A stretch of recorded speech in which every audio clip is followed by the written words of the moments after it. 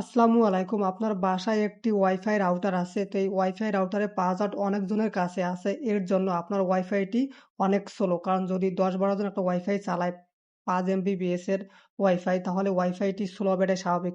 But আপনি চাচ্ছেন যে এই ওয়াইফাই রাউটারের পাসওয়ার্ডটি চেঞ্জ করে দিতে কিন্তু আপনি কোনোভাবেই পাসওয়ার্ডটি চেঞ্জ করতে পারতেছেন না। আপনি যদি আমার এই ভিডিওটি ২ মিনিট দেখেন তাহলে আপনি অবশ্যই আপনার রাউটারের পাসওয়ার্ড চেঞ্জ করে দিতে পারবেন। আপনার নিজের নামেই পাসওয়ার্ড দিতে পারবেন।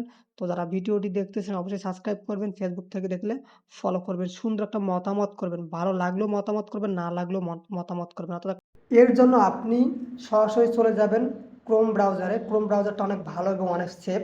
ক্রোম ব্রাউজারে যাওয়ার পর আপনি এখানে লিখবেন 192.168.0.1 এটা লেখার পর আপনি ক্লিক করবেন, অথবা আমার রাউটারটি টেন্ডা, তো সরাসরি চলে এসে তারপর টেন্ডার উপর ক্লিক করবেন।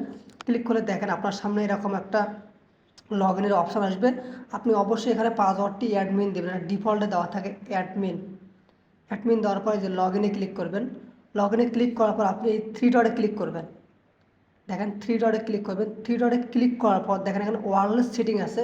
এই ওয়্যারলেস সেটিংয়ের ওপর ক্লিক করবেন। অবশ্যই যারা ভিডিওটি দেখছেন সাবস্ক্রাইব করবেন, ভালো লাগলে কমেন্ট করবেন, ভালো না লাগলেও কমেন্ট করবেন। এখানে তারপর দেখেন আপনি যদি পাসওয়ার্ড চেঞ্জ করতে চান সেক্ষেত্রে এখানে যে পাসওয়ার্ড এখানে ক্লিক করবেন। ক্লিক করে দেখেন আমার এটা পাসওয়ার্ড দেওয়া আছে 2024-70-70। তো আমি যদি এটা পরিবর্তন করতে চাই বা আপনি যেটা পরিবর্তন করতে চান তাহলে আপনি আপনার এখানে পাসওয়ার্ডটি দেবেন। দেখেন আমি আমার পাসওয়ার্ডটি দিতেছি।